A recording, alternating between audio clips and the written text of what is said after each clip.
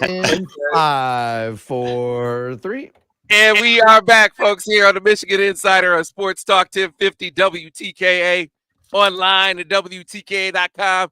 It is NFL Draft Day. My Lions are going to make their Super Bowl picks today. I am ready for the NFL Draft. I got my Amon St. Brown jersey. I just got to keep it crisp for tonight. This before I know he was going to be the highest paid receiver in the in the league. That's coming. I got to get on the phone with John St. Brown. We going to get John St. Brown on the show next week. Looking forward to it. So if you can't tell, I'm super excited. Super excited about the spring game from last week, the draft today, right? What my man Dusty May is doing in the portal. I don't know if Daniel Horton is in the chat. Daniel, you can't bring me down. My man Dusty's killing it.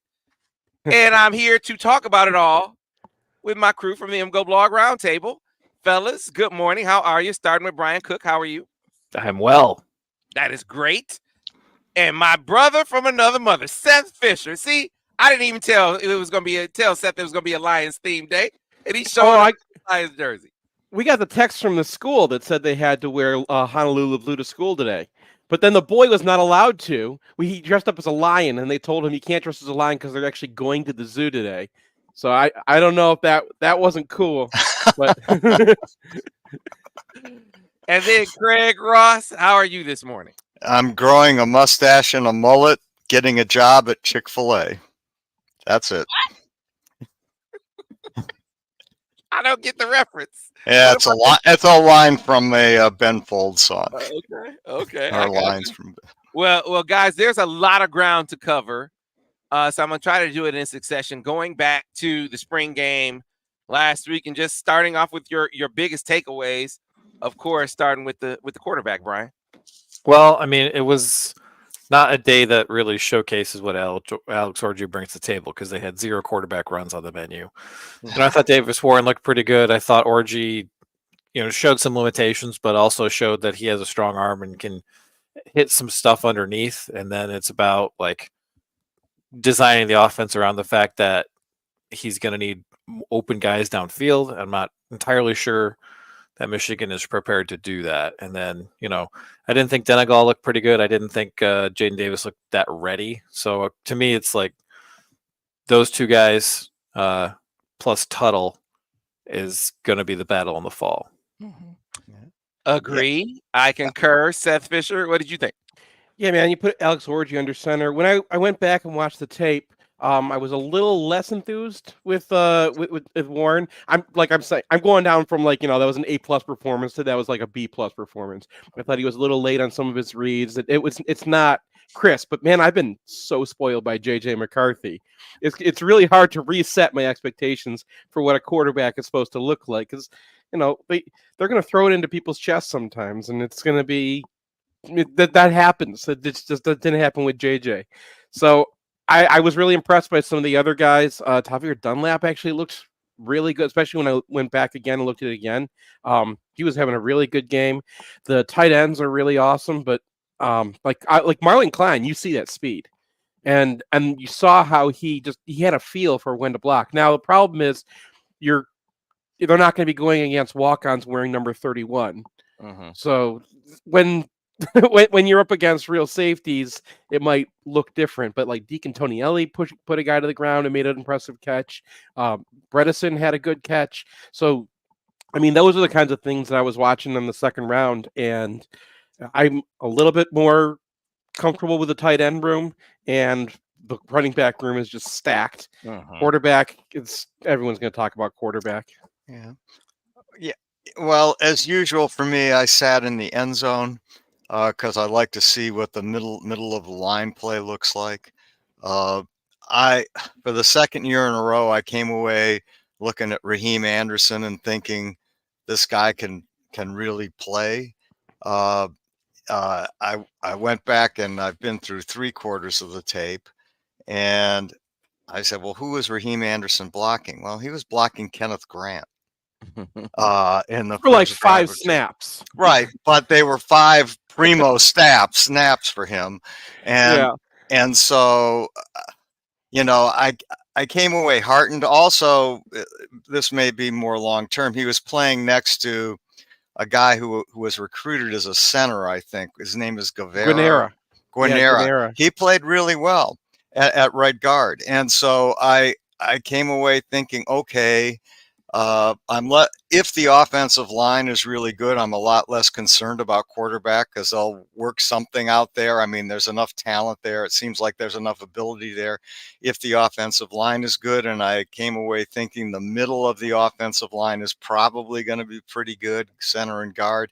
I'm just unclear about tackle. Now, Hinton didn't play, but when I go back over over the summer and look through the tape again, maybe I'll have different impressions. I don't know if anyone else said or saw anything about the offensive tackle spot, but that was the one that gave me some pause. Yeah. I mean, it was interesting that they had Percy at guard.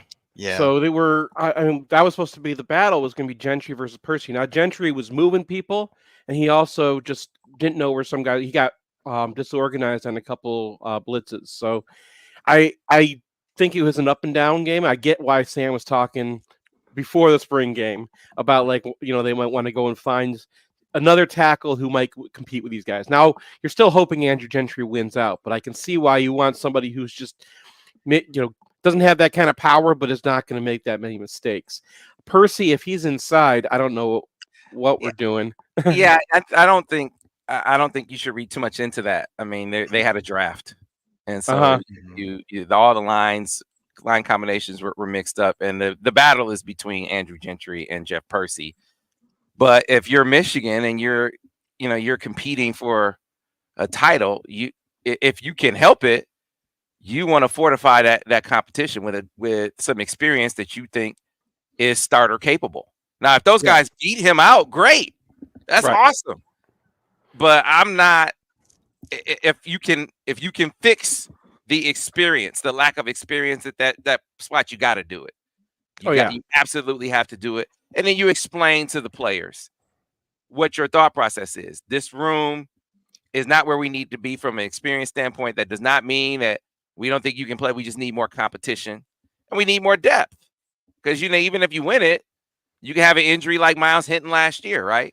And now we got to, or Zach Zenner last year, and now you got to switch things around. So, that's why they kind of have a spot, like, there's between Percy and Link, I think, is like the gap, right? And that's. I mean, I would go into the season this way. It was just hard to gauge Percy because you see him in there at guard, and like the first play he gets beat by attack, and you're like, oh well, it's Mason Graham. It's going to happen to anybody. So I couldn't get any really gauge off of him. I think Evan Link looks like he's going to be a dude. He's huge. He got down on Jason Barham. Like he has a lot of athleticism. So, I mean, he still needs to learn how to play, but that's a redshirt freshman, and he kind of flashed. So I think the future looks pretty nice there. I would love it if Gentry has a good fall and just kind of settles into that position, because when he moves people, oh my God, they move. Mm-hmm. So, okay, go ahead, Craig. Just one thought is that I'm glad you mentioned Link, because I haven't looked at him yet, and that was next on my checklist.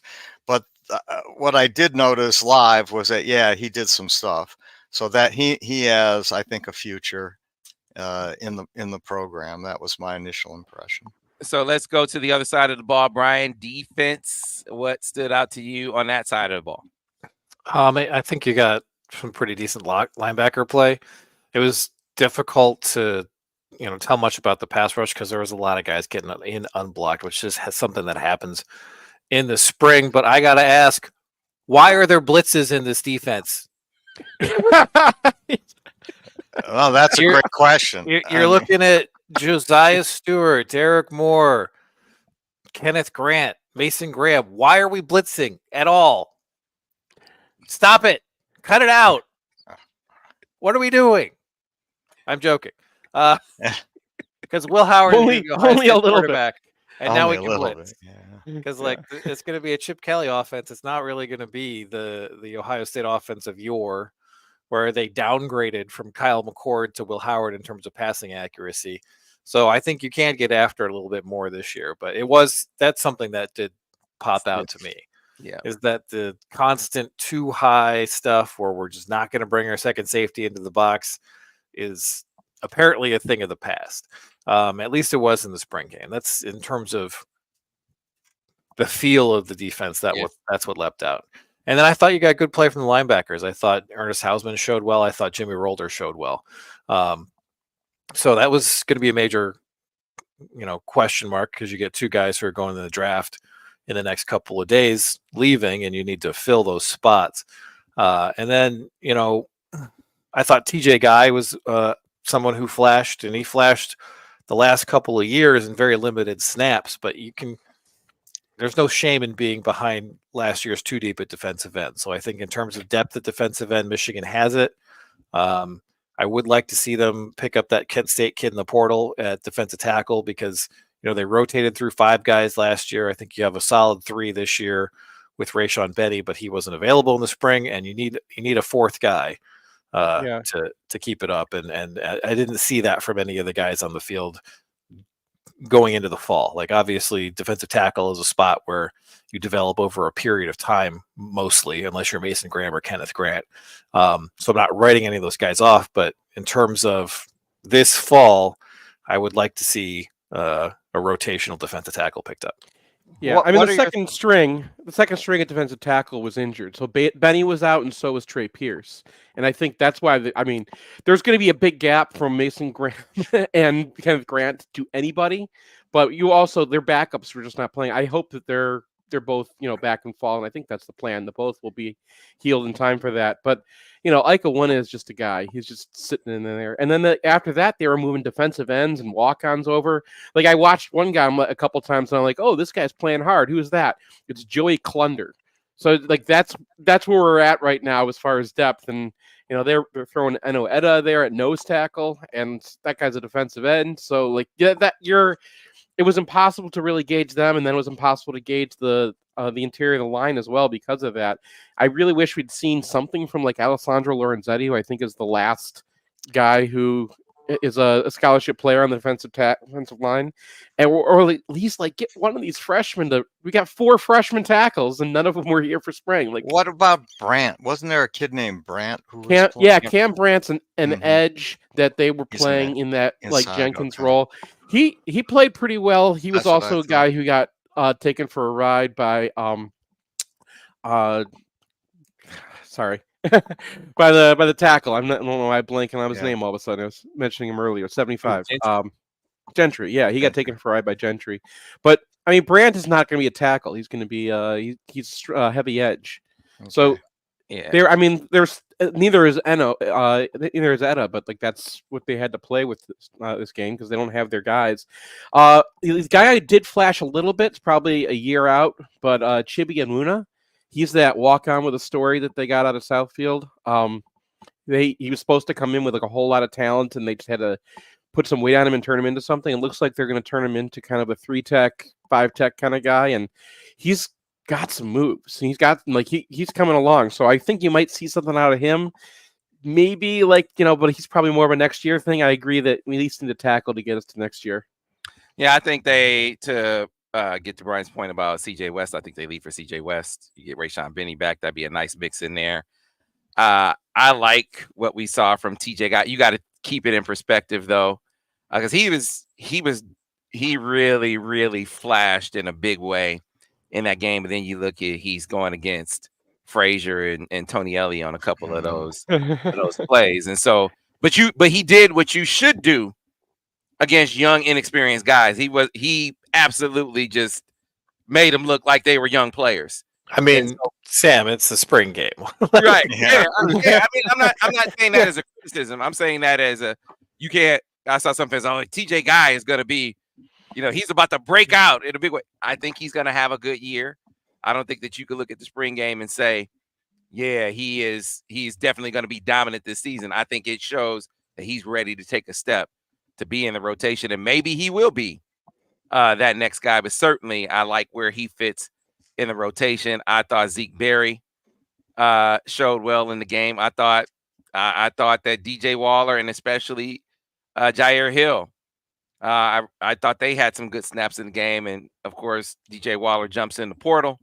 Already seeing reports about Kentucky being heavily in the mix I think we saw those reports before he jumped in the portal, Sam. Yeah. I don't see any coincidence there, right?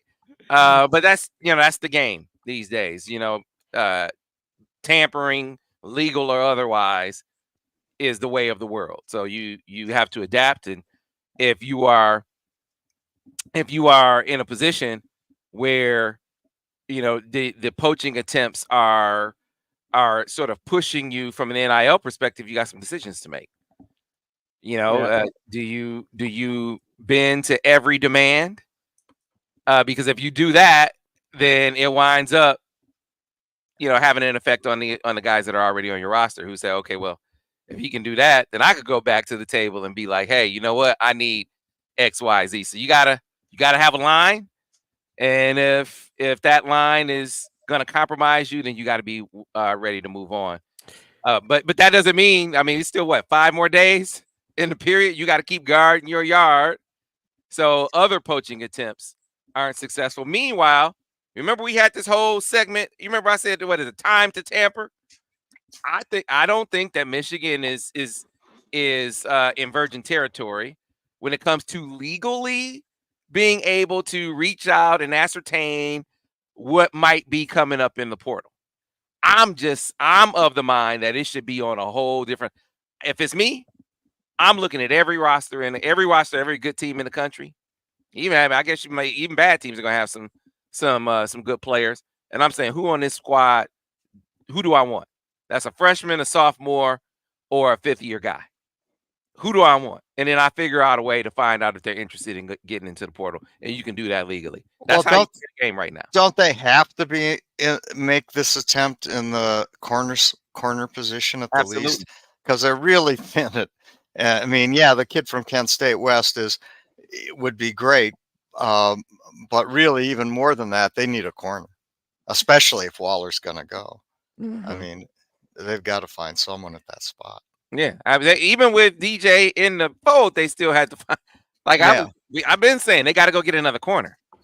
Like, you got your experience is mostly what Johnson, and a few snaps for DJ Waller, right? And of course you can mix Jay McBurrows in there, who had a few plays, but you're not feeling very comfortable from an experience standpoint. You got Texas. I mean, you got all these teams coming in that are going to throw it around the yard.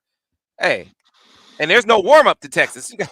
They're on you right now. You don't have 4 games to get ready for that.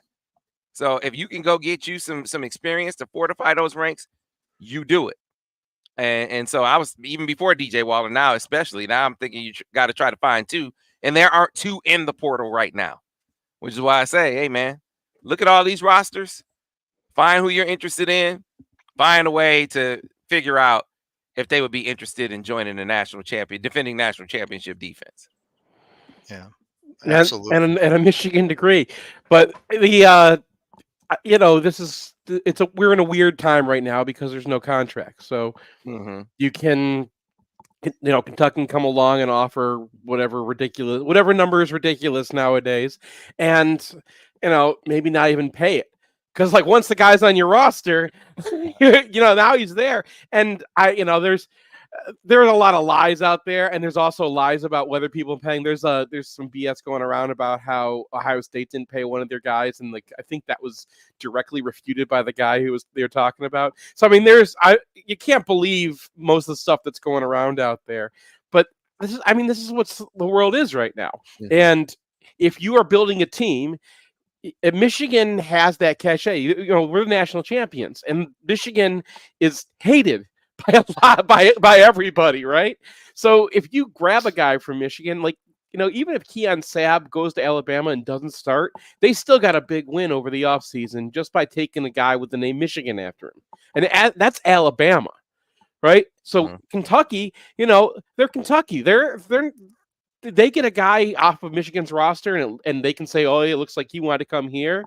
It doesn't matter if you paid the guy or not. It doesn't matter if the guy plays or not. It doesn't matter what the guy's future is. And that's where I really have a problem, is that what future does anybody have? If this is the system we have, right, where you just kind of have to go and ask, and this, what are we doing for, why are we forcing guys into this system where you have to go to your coaches and ask every year for some money, or go to the portal and hope that somebody's actually going to pay you what they promise you, because you can't sign a contract to make that either.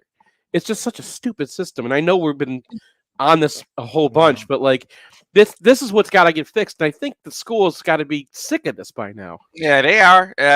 Unfortunately, it's not going to get fixed overnight. So Right. you got to deal with the system as it is. Tamper more than you're tampering right now, because you get a few pieces, and now you're right back in contention again. I mean, even with what they have, they're a contending team, but you're shoring up some places that need to be shored up if you can get some guys to jump in the portal. And I'm going to do that until the rules change. That'll be my perspective. And again, I don't want to make it sound like Michigan isn't, Michigan is behind the times in terms of kind of working the legal angles that you have to work. I believe Michigan is doing what everyone else is doing in that regard. But I'm saying take it to another level. I'm saying I'm not just looking at, players I might have connections with. Whoever it is that I might like from some roster, I'm getting in contact some legal way. What are you afraid of? They're going to hate you more? Yeah, so, we shall see. We shall see. There's a lot to tackle, though, because Dusty May he's an animal, man. If nothing else, if you say we got to wait for the results, and we'll get to this on the other side, we got to wait for the results of how they're actually going to perform on the court. If nothing else, you can say this dude is an animal when it comes to his work ethic. He's an animal when it comes to his fundraising efforts, right? I mean, we are seeing more donor support for basketball than we've seen. And sometimes, am I saying this where it totally where it needs to be? No, but I'm saying he is definitely hustled up some support, the kind of support necessary to help you rebuild a roster. We will get to that on the other side. Get your takes on these players that they've added. We'll return here. MGoBlog Roundtable, Sports Talk 1050 WTKA, The Ticket. And we are clear on the radio. Good. Yeah. Good. Well, What do you tamper with? You think, Jeff, you think that Michigan is out here not paying their players? The collectives? Man, I was outspoken before the national championship saying, hey, man, they got to step up to the game. They're playing a different game than everyone else. Since the national championship, Michigan's guys are well taken care of. Well taken care of. The collectives have stepped up. But just because your collective stepped up doesn't mean that every number that every guy wants, you're going to pay. Right? So if everyone gets everything that they want, there's just no way you can sustain a roster like that. Well, I mean, let's say hypothetically, Waller says, "Hey, I got to have 300,000." Now, let's just say hypothetically, and if Waller's getting 300,000, a guy who may not even be your starting corner, what does that do to the rest of your roster? I mean, all of a sudden, it's not, at least by my instincts, it's completely not feasible. Do you think Kentucky do you think he's worth $300,000 to Kentucky? I don't know what their cornerback situation is right now. Maybe they've just got a giant hole next to at number 2 cornerback, and that's going to be the difference between just getting shredded in the SEC this year and having a guy. Or maybe they look at that guy and they're like, this dude's an All-American. This guy's going to go in the first round. You don't know. And when you're talking about a job market, you are worth what someone's willing to pay you. The thing is, if you don't have contracts, there is no real value there. That was the kind of point I was trying to make, is that, like, he can go to Kentucky, they could offer 300,000, but they might not have to pay him 300,000. And here's the thing. I mean, you can see, feel, and touch what you're going to get at Michigan. There's proof. And you know what kind of defense that you're on. And you know that if you're not starting, you're playing a whole hell of a lot on that great defense. And so, at some point, from a business standpoint, is it the short money or the long money that you're chasing? Long money says, for a corner at Michigan, and you got to go to another place. You got to learn the defense. Whatever. You got to look at their depth chart and see how likely is it that you beat someone out at that spot, because you're right there on a championship level defense, and the money is tangible. You can see exactly what guys. There's no guesswork with exactly what you're going to get. To me, that's a lot. That's risk. I'm not saying that guys shouldn't take it, but I would be very, very reluctant. I'd be very, very reluctant given what we've heard about, like what you said, Seth. It's not like every guy's getting cheated, not getting what he's promised. But there's enough of them out there for me to be nervous about leaving a surefire thing in a great situation in Michigan. I mean, Back in you about just a have to minute, be guys. reasonable about what you're chasing. Everyone who's been in the job market knows the difference between promise and a contract. But I'm saying if you don't have contracts, the teams themselves are the ones who really should be the ones pushing for this. Right? Oh yeah, and I don't think Players have all the leverage right now. I think that you're right. The players, the pendulum has swung too far in that direction where there's too much leverage for players. But I come back to what I said before.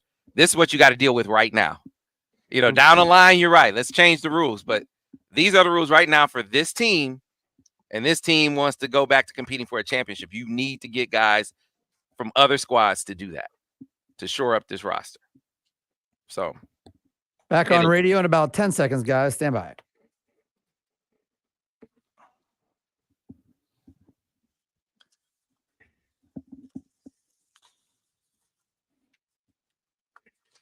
And we are back on radio in 5, 4, 3.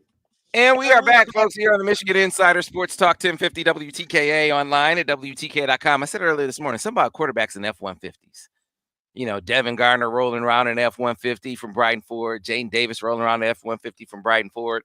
And then Ira reminded me, he said, Jim Harbaugh was driving around in an F-150. I don't know if it was from Brighton Ford. I just know the F-150 is a popular truck with Michigan quarterbacks. And you can be rolling around in one, too, with the great deals available to you right now over at Brighton Ford. Get into one of those 2023 F-150 XLTs for $221 a month or $3,500 down. Maybe you want to get into an SUV. The Ford Bronco Sport Big Bend 2024. Get into one right now for $238 a month, $3,500 down, or $365 a month with $500 down. And last but not least, 2023 Explorer XLT, $293 a month with $3,500 down, or $416 a month with $500 down. For those and other great deals, get on board with Brighton Ford. Go to BrightonFord.com, call 1-800-NEW-FORD, and make it out to the lot at 8240 West Grand River Avenue in Brighton, Michigan. I will concede that I have extreme bias as far as Dusty May is concerned. All right? Wear it on my sleeve. Am I getting too far ahead of myself and over my skis, Brian Cook, being excited about what he's putting together in the transfer portal? What? No, of course not. Let's just look at it piece by piece. You have Trey Donaldson, who was a 20-minute per game player on the number 4 team in Ken Palm, who outperformed Aiden Holloway, who's the big recruit, who was getting playing time largely because he was a big recruit by the end of that year because he was not shooting well, and that's what he's supposed to be doing. You have Roddy Gale, who'd be in the first round of the NBA draft if he shot 35% from 3 last year. And he had a wrist injury. Yeah. This guy has rim pressure. He gets to the line. He's 6'4". He's athletic, a former top 50 recruit, entering his 3rd year of college. Everything you want. You have Reuben Jones, who you got to look at a little bit deeper at the numbers to figure out Reuben Jones. But that guy is a straight up elite defender. Straight up elite. Who can North shoot. Tech, who can shoot, yeah. And his 2-point numbers look ugly last year, but he was their point guard. And he's not going to be the point guard at Michigan. Now, Dusty May generally does not have a guy who is the point guard. So all 3 of these guys were the primary creators for their teams when they were on the floor last year. That led to elevated turnover rates for all of them, lesser efficiency. As they spread that burden out, their efficiency will go up. You have a 1-2 punch at center, assuming Vlad Golden comes. That is going to be the equivalent of Mo Wagner and John Teskey. I don't think Wolf is as good as Wagner, but I think that Golden will be better than Teskey was when he was a junior. You have a really skilled guy. You have a back-to-the-basket guy. you have the ability to take a couple of early fouls on your starting center and be like, it's fine. And then at the 4, you pick up a guy who is a 6'10" guy who profiles as an elite spot up shooter. And the thing about a spot up shooter at 6'10" is it doesn't matter if they're contesting your shot. Your shot basically cannot be contested. Now, there are some questions about the defensive abilities of the 2 guys who are currently slotted in at the 4. But to me, this looks like a team that has multiple playmakers, multiple ball handlers, has a couple of snipers so that you can't collapse. Everybody on this team except Gale and Golden can shoot. And Gale had a wrist injury last year. So I think it's possible, maybe even probable, that he takes up to 35% from 3. And then you can't collapse off anybody. You have Vlad Golden, who was the best back-to-the-back center in college basketball last year, 1.2 points per possession on post-ups, which is nutty. And you have depth. You brought in Pippen and Kayson at the guard spots. You kept Brooks. You have probably Namari Burnett, who I think is going to feel like a much, much better player now that there are 3 other guys on the team who can be primary ball handlers. He's a small forward. He's always been a small forward. And now he slots into that spot really nicely.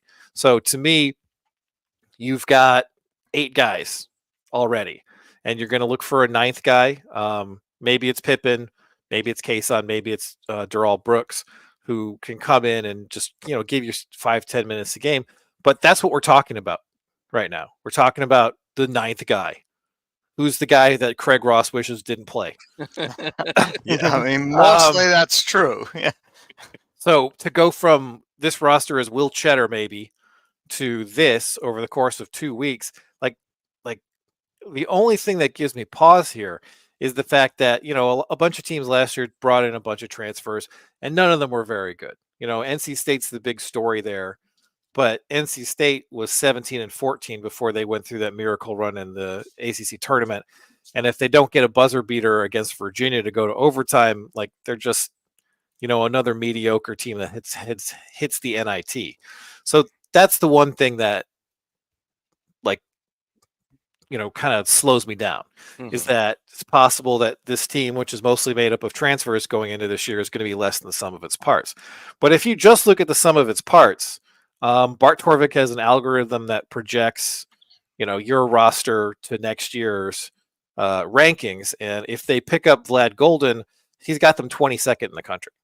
So that is just an algorithm. But, as a baseline, I think that's maybe reasonable, like a fringe top 25 team.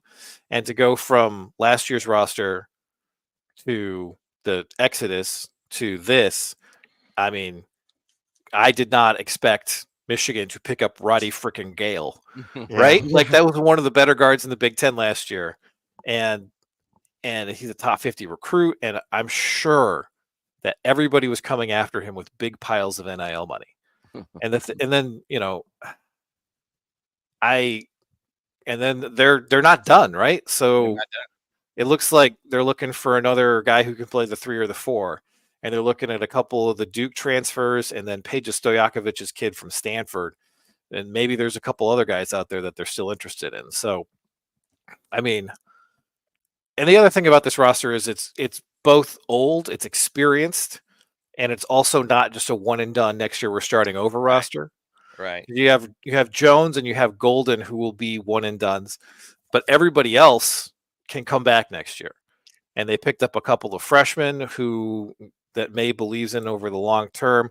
Walters is coming off a freshman year at Bama. Like it looks like a roster that May's been here for 5 years, and this is his roster. Yeah, it looks coherent, right? It fits. Yeah, it is coherent. I mean, Brian's synthesis is beautiful. I mean, and a couple of footnotes to it is one is Roddy Gale, even though he had a bad year from 3, and like Brian said, he had a wrist injury. His freshman year, he was 43% from 3. Mm-hmm. So there is some history there of him being able to shoot from range, and he is an 83% free throw shooter. He's a really, really nice player. The other thing, my other footnote on this is that Walters was a freshman who was very, very thin. And I expect to see some progression with him as he gets a year in the weight room and as he gets older. He can definitely shoot the ball. The question there is, can he play defense? And the other thing I have to add is I did spend some time looking at Justin Pippen, and he's a freshman. You're not going to expect a lot out of him this year, but he's an NBA potential guy. I mean, his game is phenomenal. And from what I saw him play against a team of college guys.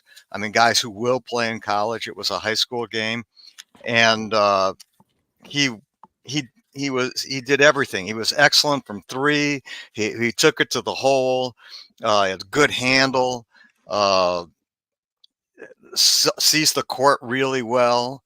And the thing that was remarkable to me was how quick he squares up. If you've seen, Michigan had players this year who could shoot the three, but they were very, very slow at squaring up. So the three often wasn't a great look. Pippen can square his shoulders very quickly.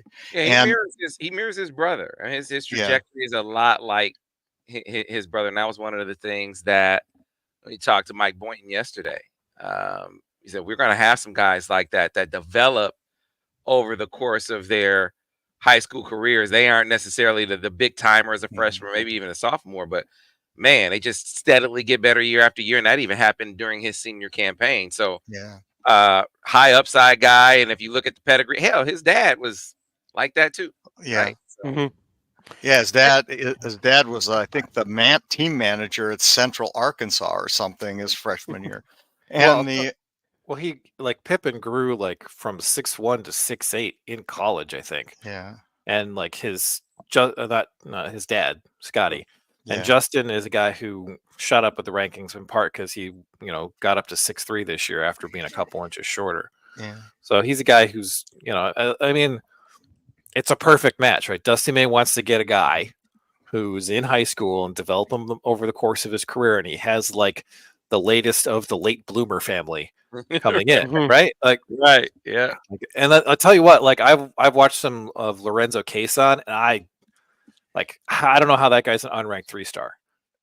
He's efficient, he can shoot, he's got a nasty crossover dribble. Mm-hmm. He's smart about passing lanes. He's a true point guard. And I think it's telling that, the other team he visited was Florida, an SEC school. And they would have taken him. They were excited if they could get him. But that's you see some people on the message boards complaining. It's this guy, he's just this unranked 3-star. I'm like, yeah, so is Janelle Davis. Have we not learned our lesson? Are you gonna get mad at John Beilein for taking Karis LeVert? Come on. Yeah, exactly. Go ahead. If you look at the guys, look at the roster they brought in. And we talked about NC State, we talked about St. John's as two teams last year who brought in a lot of transfers. Both those teams, they brought in one guy who created 65% or more of his own points. This team, Trey Donaldson, Roddy Gale, Reuben Jones, all of those guys were point guards for their teams. And then all of those guys are also 6'3", 6'4", 6'5". So we're not talking about little point guards. We're talking about guys who should be able to defend as well. And you look at Sam Walters, he shot better when he was guarded than uncontested. So even though they count a lot of when you flip it out to a guy who's 6'10" and he shoots and somebody's running, that contested uncontested thing kind of becomes a border, a fuzzy border. But that guy also can pass, and so can Danny Wolf. So I think that we're going to need a lot of patience with this team because a lot of them are creators, and a lot of them like to go and find their dudes and know where to, and they're really good at putting the ball where a guy should be going, but it's going to take a little while for all these guys to kind of figure out where they should be going because a lot of them have been alphas. I don't think they have had a lot of opportunities except for Vlad Golden a little bit to be the one somebody's creating for. No, I mean, I think there's a flip side to that too. Is that, you go in to look at Reuben Jones's synergy stats, and basically everything that he's doing inside the 3-point line is as a pick and roll ball handler. Mhm. And Reuben Jones has a lot of assets as a player, but one thing he does not have is a pull-up game. So he was constantly going to the rim, probably against drop coverage, since he doesn't have a pull-up game, and trying to finish over centers. And so that is why he shot 39% from 2 last year. Right. Now, what you want to see is you want to see Reuben Jones not being in the pick and roll. You want to see Reuben Jones being a secondary ball handler. So someone's already collapsed the defense.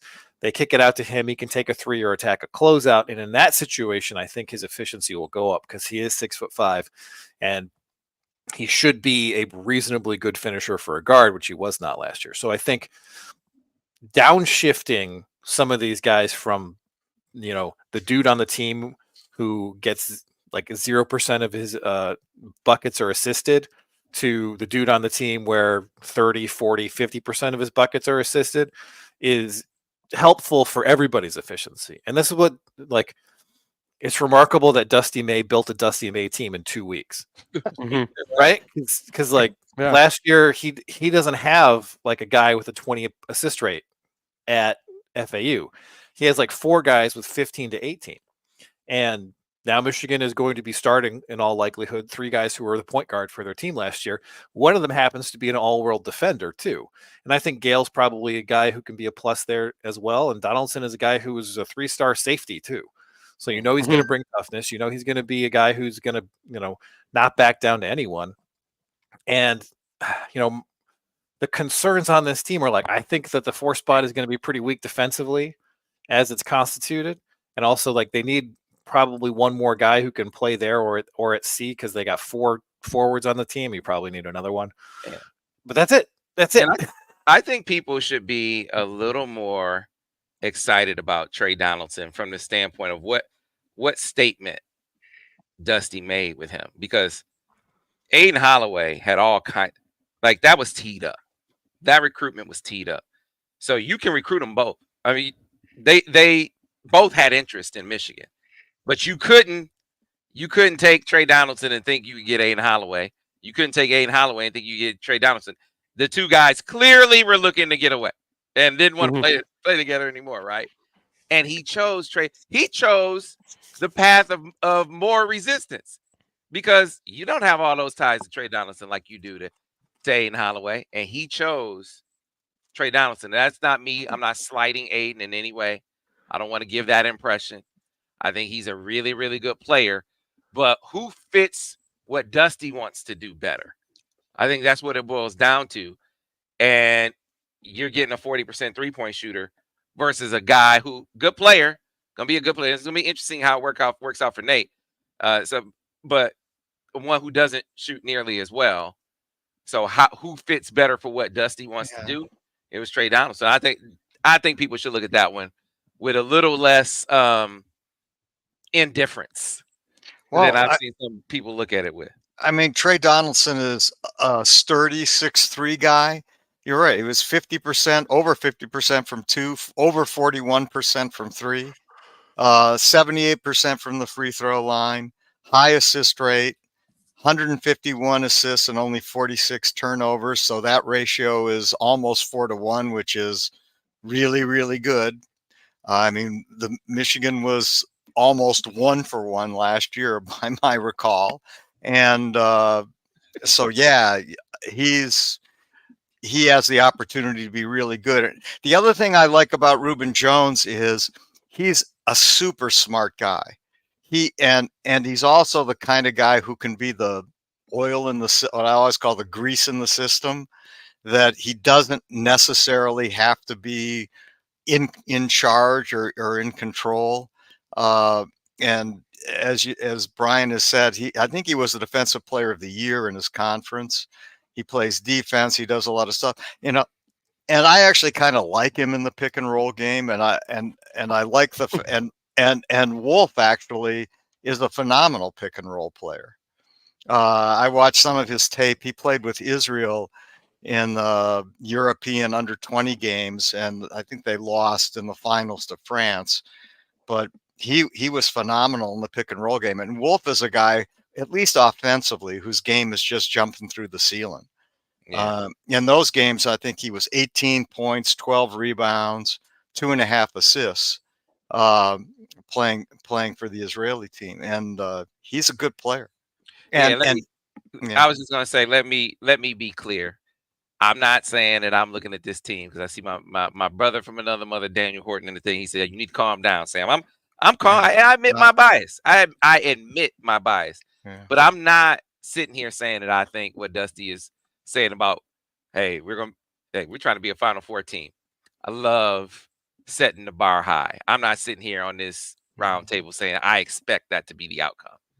no, But I do expect for this to be a competitive team in this Big Ten. Yes, a totally new roster, but you look around. I mean, this wasn't a monster Big Ten last year, and you see a lot of turnover on these teams. So I see no reason to think that based on what he's putting together, that this shouldn't be a relevant team in the race. yeah, I mean, that's exactly right. He said, I mean, he's done what he said he was going to do, I think, which is we're going to have a team that competes right away. Well, also, And- like, you got to look at the roles that all these guys had on their teams. So last year, Roddy Gale was the highest usage player on Ohio State. He was their alpha.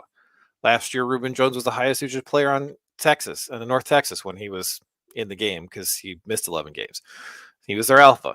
You know, with Vladislav Golden was basically neck and neck with Janelle Davis. He was their alpha, or one of two that they had. Danny Wolf was the highest usage player on Yale.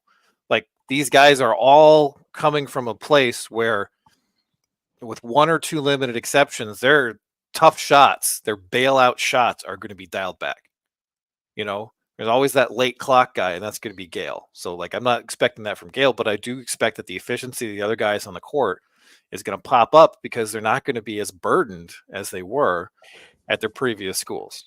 Oh, So they all have some hidden skills too that Matt D has been kind of pulling out as he does these write-ups. So Reuben Jones, 6'5", 190, he's actually really good at boxing out, and he had a couple of clips of him like taking a 6'9", 240 guy and just shoving him out of the lane to get a rebound or pick up a foul. Sam Walters is a really good passer. Danny Wolf is a fantastic passer. He's actually going to be a creator. Trey Donaldson has an incredible pull-up game. So, you know, if they want to drop coverage at the beginning of this to try to deal with Michigan's passing, like, boom, he's just going to put a shot up. well, the problem with that is that, yeah, but like more than half of his jumpers last year were off the dribble. And you want to, and that's something that is an aspect of what Florida Atlantic has done. But one thing that really jumped off the page is that when they take catch and shoot jumpers, they were like 98th percentile the last 2 years at having them be unguarded. So if you want open shots, open catch and shoot shots, this is your offense. So I'm hoping that Trey Donaldson is actually less of a pull-up guy, but it's nice to have that in your bag when, you know, it's late clock and you got to get something. So that's good for Donaldson. That's good for Gale. But what, you know, a guy like Walters is like, if he can get a little bit stronger, if he can be a good defender, this offense is going to be like candy for him because he's going to be the guy getting a lot of kickouts. And then it doesn't really matter for like what your contest is most of the time with him. Because again, he is 6'2" and crazy long. Like when Seth said he was skinny earlier, that doesn't quite cover it. Like he was Karis LeVert skinny. He's under 200 pounds. He was 6'10". So his game last year was really good when he was a catch and shoot guy. He was 100th percentile to synergy, and everything else was a total disaster. Now, that's fine, right? Because you have that one aspect of your game that you can lean on, and then you can develop. I mean, he was number 86 recruit his year. He wasn't a guy who was supposed to be a finished product. And now you get a guy who has that upside being developed by Dusty May, a guy who's turned a bunch of guys into very, very good college players. So, you know, I'm not predicting a Final Four or anything, but this looks like a team that should make the tournament and like not on the bubble. Right. I mean, I agree. They've done one part of their job, or they've almost done one part of their job, which is they brought in a roster which should compete. Now the question is, as Seth pointed out right from the get-go, can you, or Brian, or both, can you put all these alpha dog guys together and have something that looks like synergy, something that looks like an actual basketball team? And that's a really hard thing to do almost regardless. And here you've got guys coming together from all over the country who haven't played together, and you've got to somehow, put a coherent whole together out of them. That's not easy. And obviously teams haven't been particularly successful in it in the past. Well, one thing I would yeah, say go is ahead. that Golden is obviously a guy who May has a ton of experience with. And the same goes with Reuben Jones, because Reuben Jones played Yeah, he 4 played years at against North him, yeah. Texas. He played Florida Atlantic 8 times. Yeah. And Dusty May was like, I want that guy on my team. And I feel like he will be relatively seamless because defense travels, Mhm. his shooting will travel. He's not as great of a 3-point shooter as his last year stats suggest, but he is 36% on something like 250 career opportunities. So he's at least a solid shooter, and his overall offensive efficiency has been kind of up and down. So, but this is a roster where you can have him be a 15% usage guy. He doesn't have to be a 25% usage guy like it was last year, because you're going to have Gale, you're going to have Golden. Those guys are probably going to be the guys who are taking the tough shots with a side of Donaldson. That guy can just be a 3-and-D wing. And if you're asking me, like, which guy profiles as the best 3-and-D wing in the league, it's him. Because, his on-off splits for North Texas are nutty. So North Texas was 10 points worse per 100 possessions on defense when he was out of the game. And he gave Janelle Davis a hard time when he Yeah, played Matt D put together some Yeah. clips of him guarding Janelle Davis, and it's just this guy. Yeah. That's why he's at Michigan, is because Yeah. Dusty May was watching this and he's like, I hate this guy. I want my team. I think we're gonna love him. I think Reuben Jones can be Yeah, is going to be a fan favorite. Yeah, Reuben we got to Jones get is gonna out of be here, awesome. folks. Enjoy the draft. Let's see JJ how high he goes. I predicted number 3. The Vikings trading up to number 3 to get him. We'll see. We got to get out of here. We'll talk to you tomorrow here on the Michigan Insider on Sports Talk 1050 WTK, the Ticket, the official voice of the University of Michigan